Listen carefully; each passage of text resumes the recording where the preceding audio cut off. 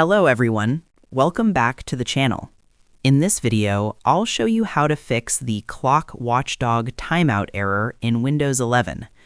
If your PC suddenly shows a blue screen with this error and restarts, don't panic. This tutorial is very easy and beginner-friendly. Let's start with the simplest fix. First, restart your computer normally. Sometimes this error appears only once due to a temporary system issue. If the error keeps coming back, let's move to the next step.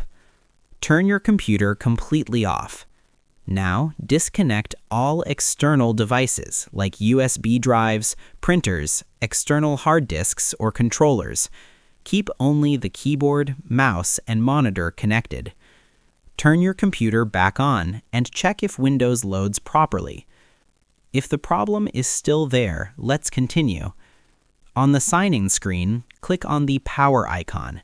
Press and hold the Shift key on your keyboard. While holding Shift, click on Restart. Keep holding Shift until you see a blue screen. Now click on Troubleshoot. Then click on Advanced Options. Next, click on Startup Settings. Now click on Restart. When your PC restarts, press number 4 on your keyboard to enter Safe Mode.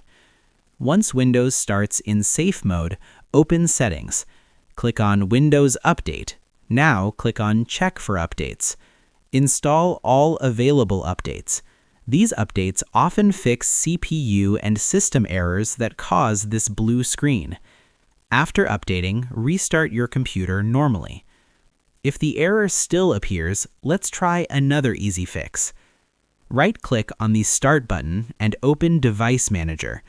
Expand Processor. Right-click on each processor listed and click on Update Driver.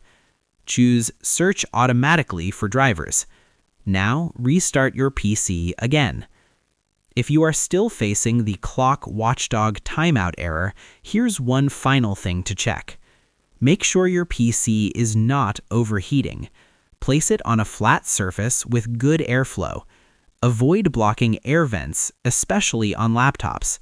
Overheating can cause CPU-related blue screen errors. And that's it. This is how you fix the clock watchdog timeout error in Windows 11 using safe and simple steps.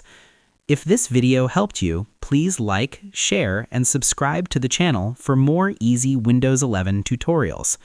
Thanks for watching, and I'll see you in the next video.